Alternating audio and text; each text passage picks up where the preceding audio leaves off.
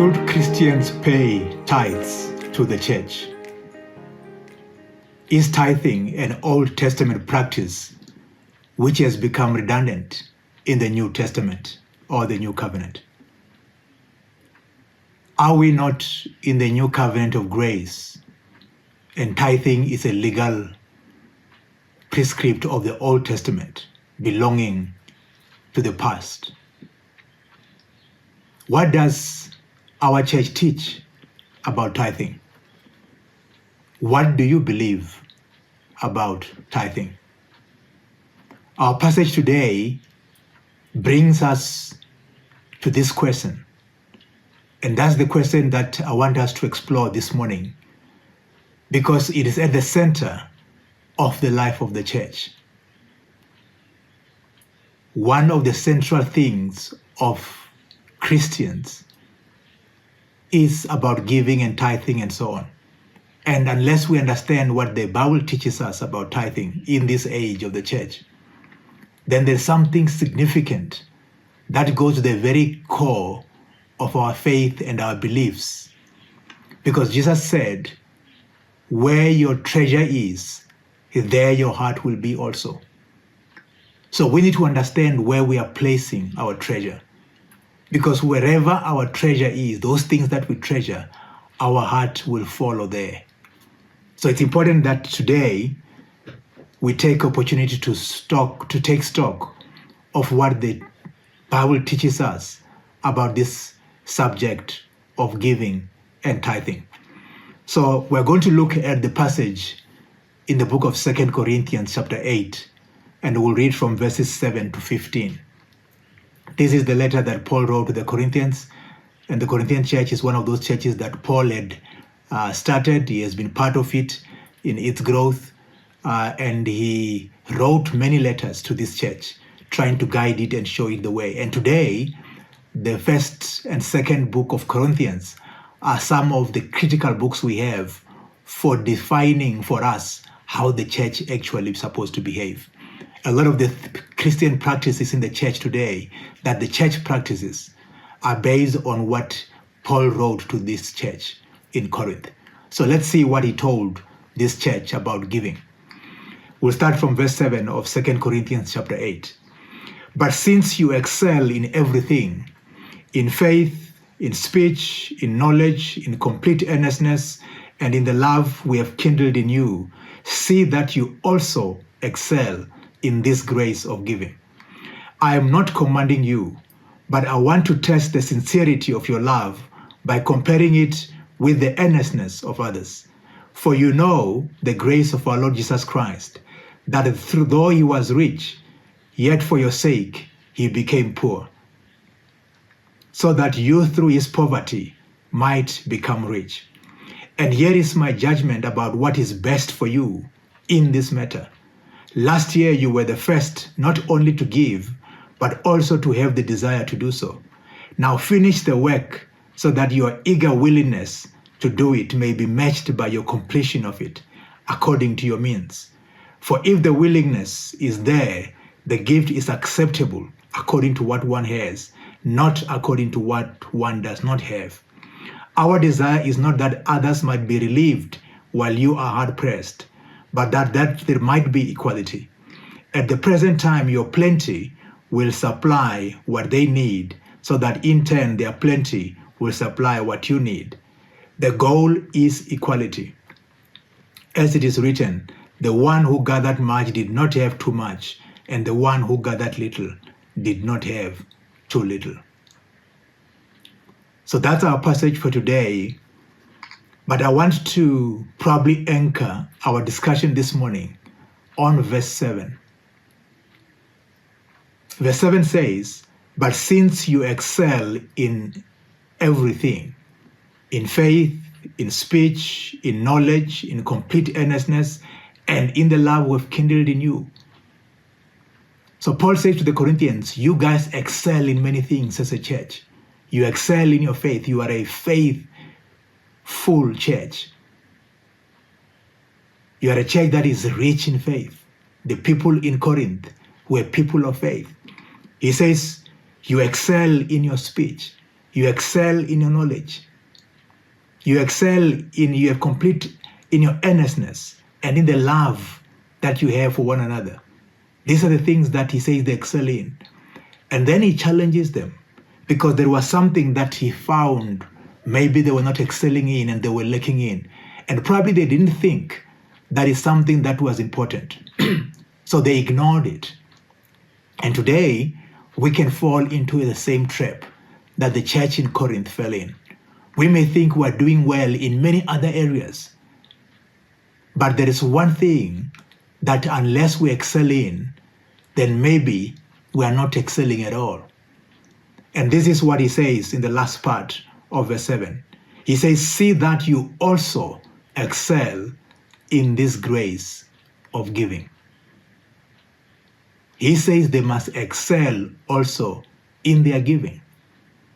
Now, what is giving in the church? Now, there are two divergent views in the church today. One is that giving in the church comprises of tithes that members pay to the church. That is the center of giving. And there are others who say, no, tithing is an Old Testament practice. So I would like us to answer the questions of what is the nature of giving that Paul was talking about, and how does it fit in with tithing, if it fits in with it at all. So the first question I want to ask, what does the Bible teach about tithing? Is tithing something that Christians are supposed to do? Perhaps the first point to make is that tithing was voluntary. Tithing was not like a tax that God prescribed for the people of Israel. It was voluntary. If you didn't pay your tithes, there was no tithing police that will come for you. There was not a SARS, a revenue service, that will come for you and say, by the way, you didn't pay your tithes for last year or for this month or for this week. There was no such thing. God made it a voluntary thing that everybody did out of the goodness of their heart. That is what tithing was.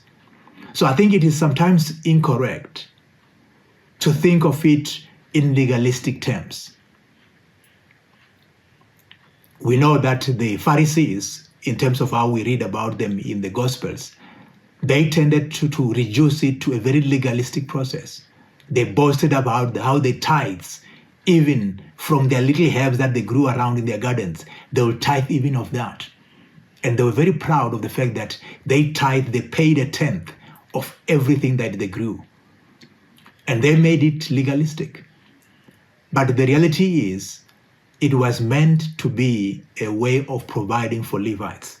That's what it was there for. In the book of Numbers, chapter 18, verse 24, it says, God said, I give to the Levites as their inheritance the tithes that the Israelites present as an offering to the Lord. So tithes were presented as an offering. Sometimes I hear us speaking as Christians. We speak about tithes and offering as if these are two different things. Tithes are an offering. This is what it says here in Numbers 18. It says the tithes that the Israelites present as an offering to the Lord.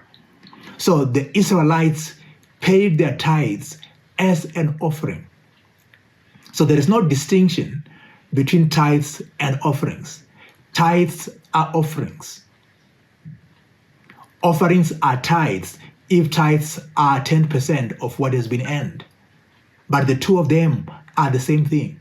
So there's no need for us to distinguish between tithes and offerings. It is the same thing in terms of how the Old Testament described tithing.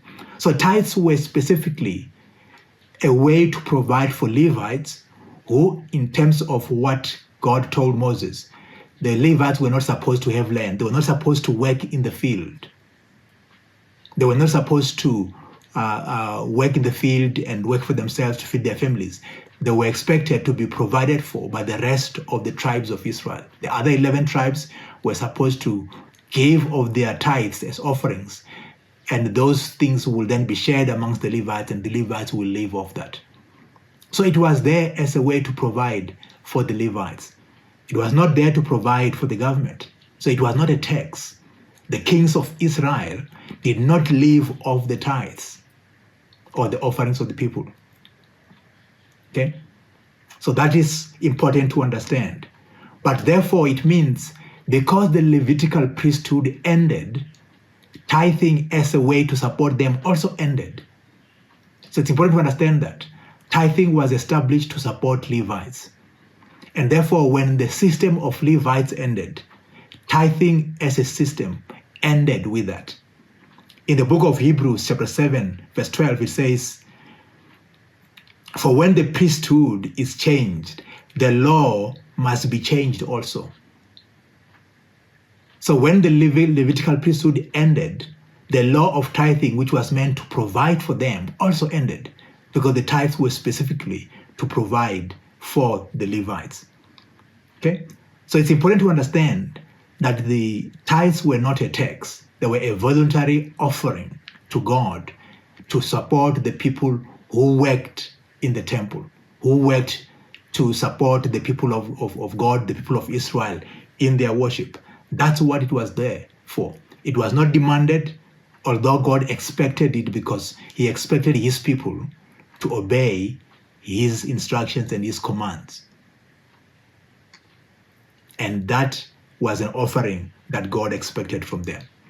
But as we know, in the book of Malachi chapter 3, we are made aware of the fact that most people, because it was a voluntary offering, many Israelites did not pay it. That's why in the New Testament, the Gospels, we find the Pharisees making it a very special activity of them that say, we tithe, because the majority of the people of Israel did not pay their tithes.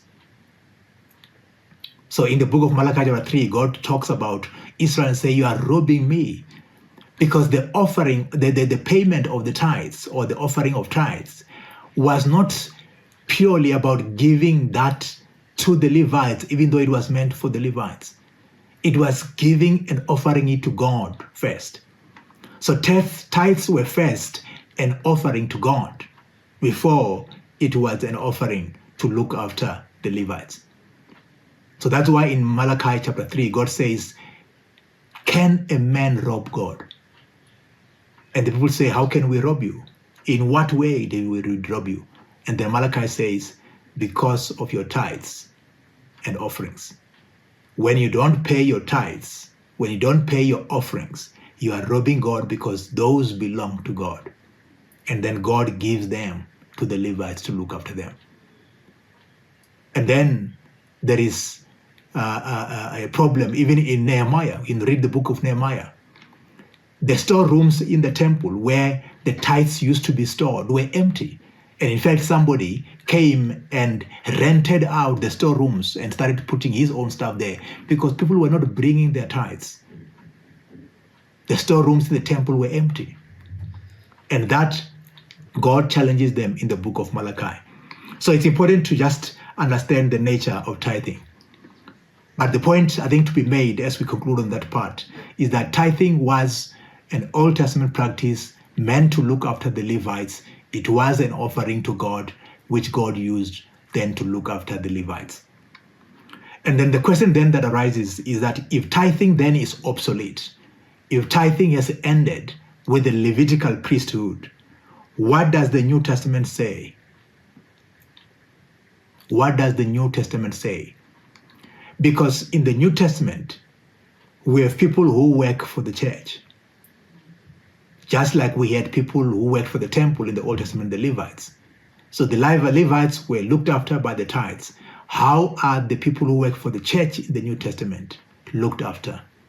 What does Jesus say about that? Now, Jesus knew that people don't give easily. He knew that people don't always give. And he said in Luke chapter 10, verse 3 to 4 and verse 7, he says, go, I am sending you out like lambs among wolves. Do not take a purse or a bag or sandals. Stay there, eating and drinking whatever they give you, for the worker deserves his wages. Do not move around from house to house. Now, Jesus here says something very startling.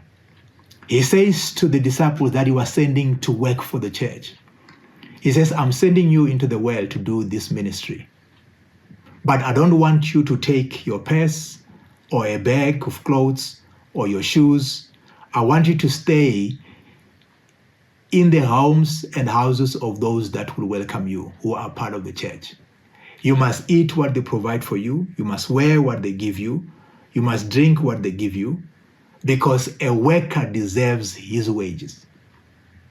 So he says to them, you are working for the church, and the church must pay you, because a worker deserves his wages. And I think that's an important point that I need to raise it to challenge us today.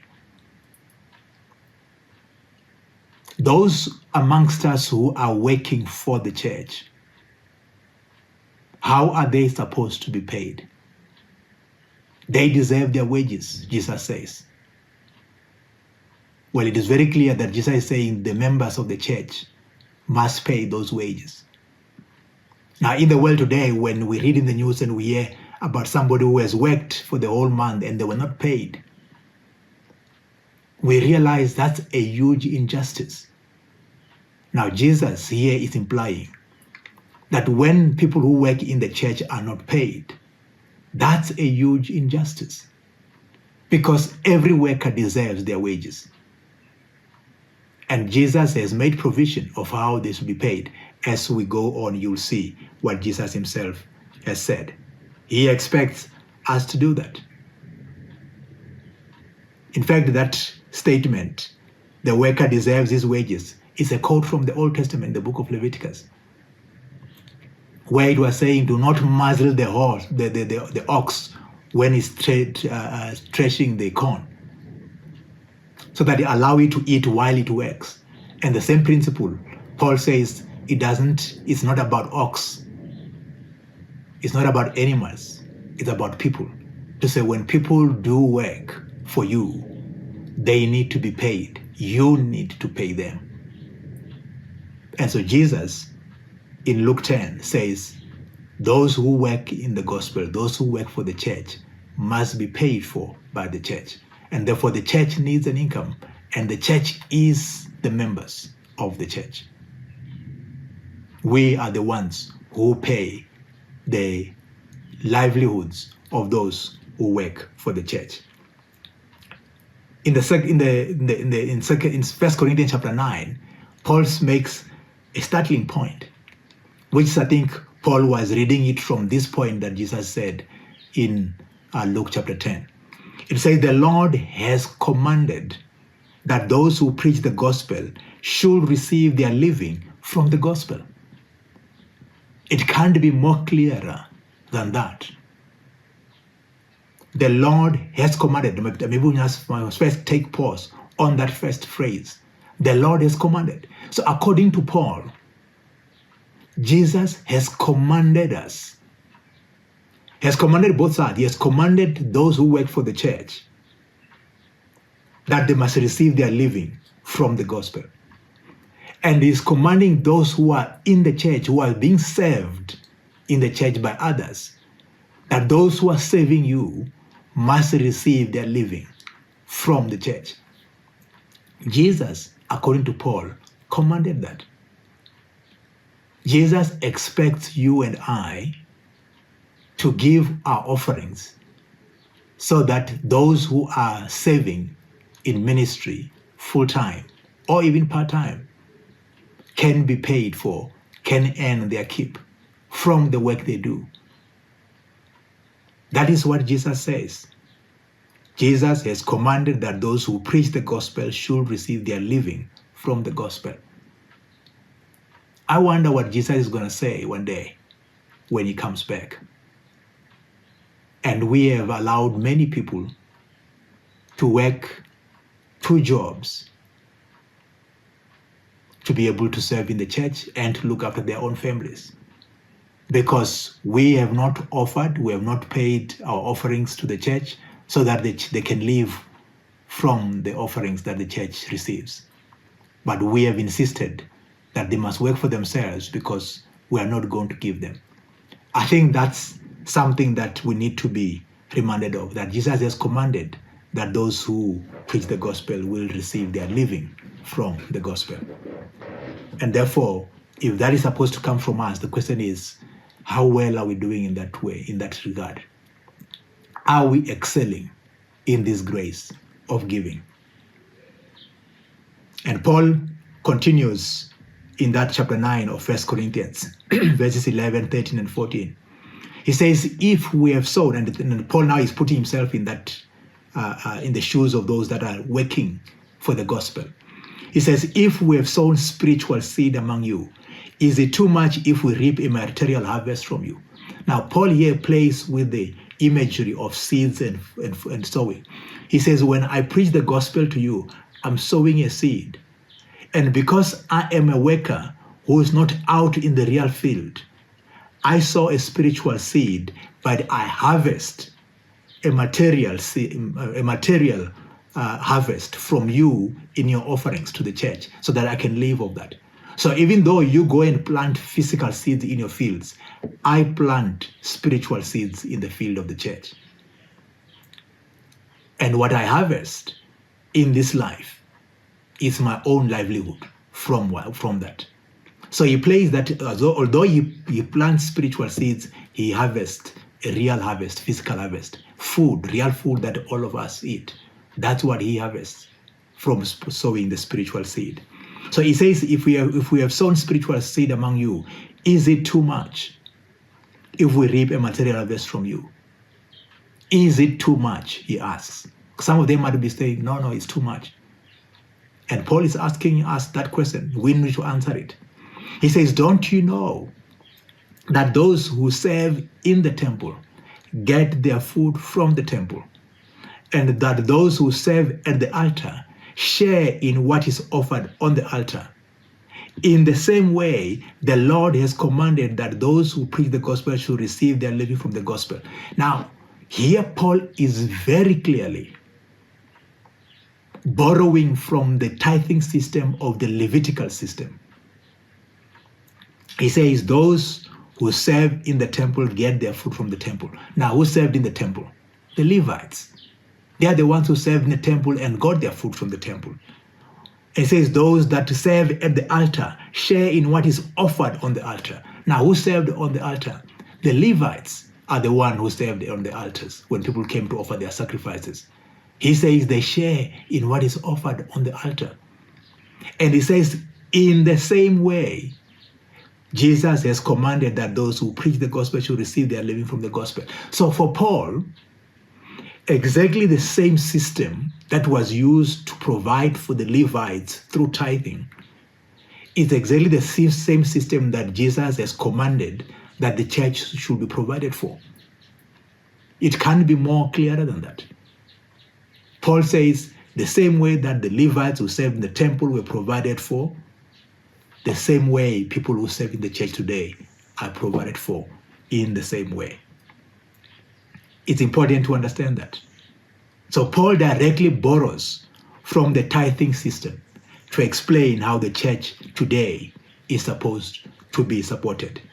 And he goes on to say that Jesus, in fact, has commanded that that is how the church should be supported.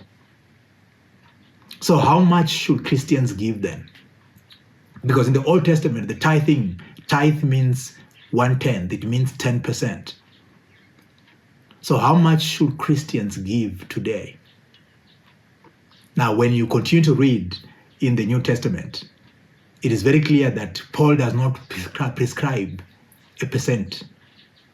He says, remember this is in 2 Corinthians chapter 9, verse 6 and 7.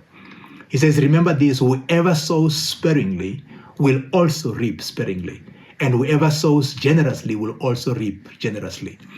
Each of you should give what you have decided in your heart, to give not reluctantly under compulsion, for God loves a cheerful giver. So Paul says, I'm not going to prescribe that you must give 10%. But you need to ask yourself, what is the level of blessing I've received? Because each one must give according to what he has received. How much should you give? Is it 10%? Is it 15%? Is it 20%? Now, maybe just to put it in context,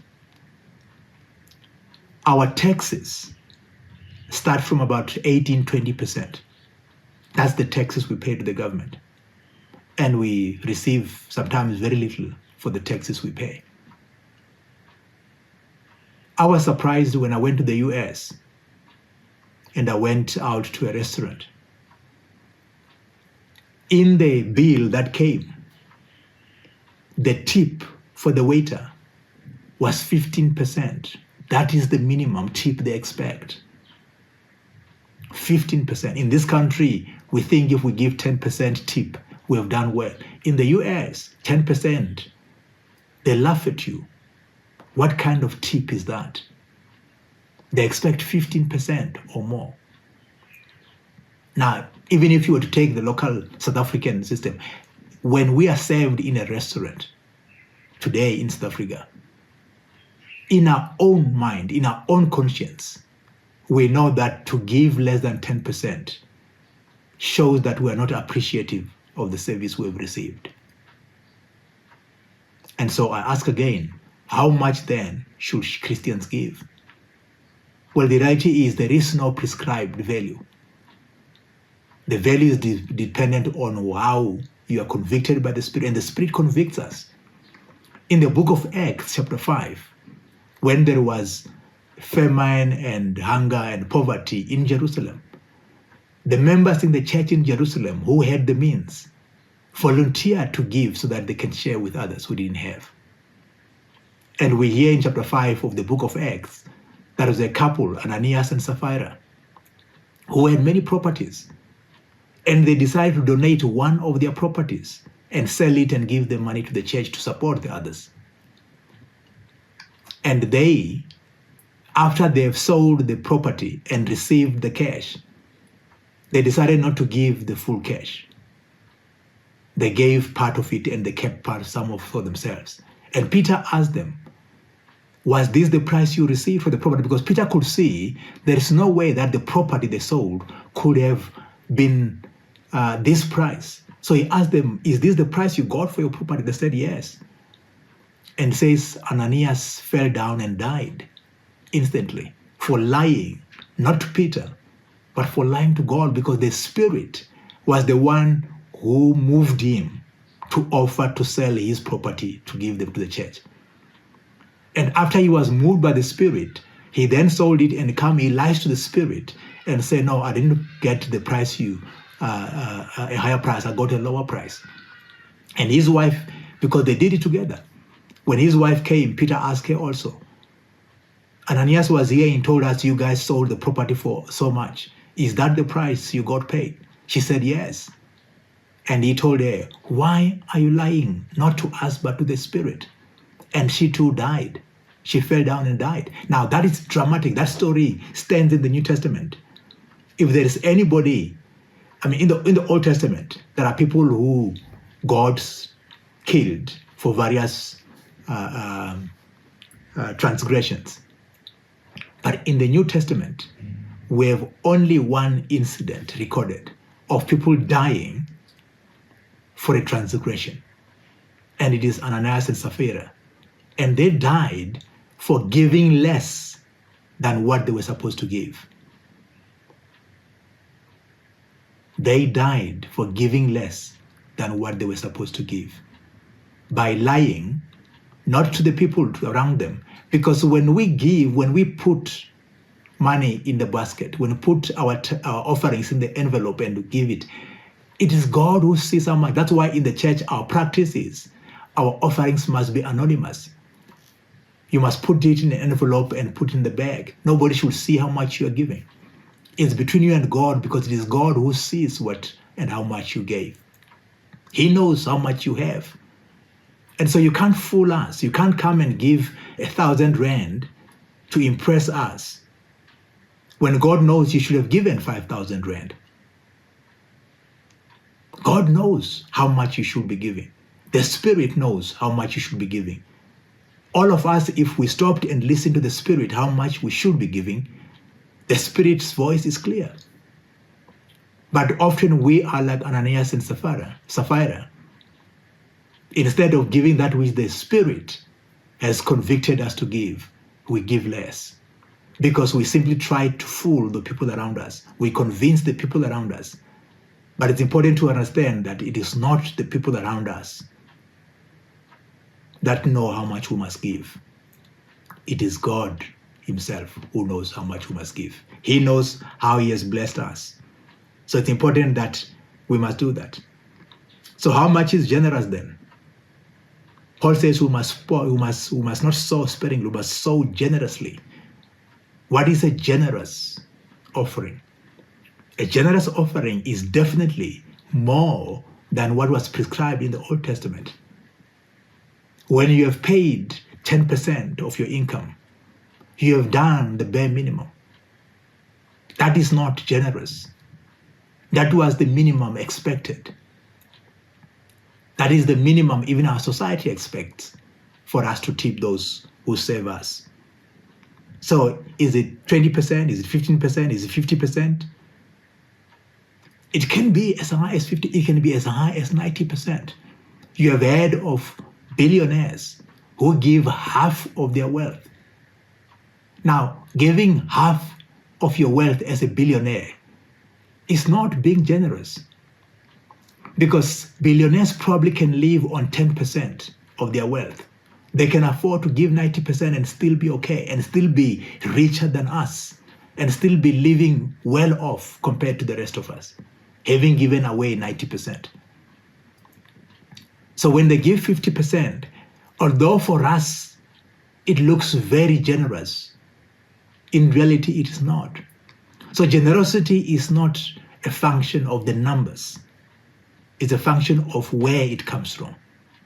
What is the wealth from which you are giving? That is what determines whether you are being generous or not.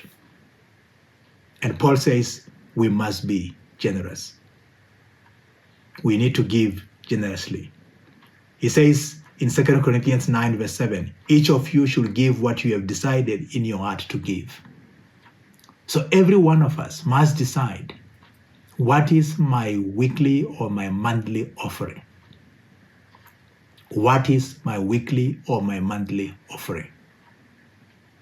When you have a birthday, what is your Thanksgiving offering to God for having given you another year? How much is that worth for you? When you receive a bonus at work, how much is that worth for you in terms of God?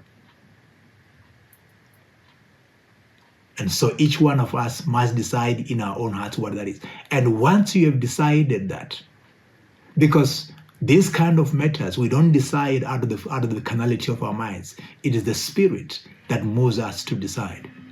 And so when the Spirit has moved you to decide how much you must give, it's important that we don't lie to others and to the Spirit about that and give less than what we were convicted to give. It's important that we're faithful in what we actually give in the end, because that's important. We must not fool ourselves. Jesus has commanded us to give to the church. And in conclusion, I just want to read from Luke chapter 6 and verse 38, where Jesus says, give and it will be given to you. A good measure, pressed down, shaken together and running over, will be poured into your lap. For with the measure you use, it will be measured to you. With the measure you use, it will be measured to you.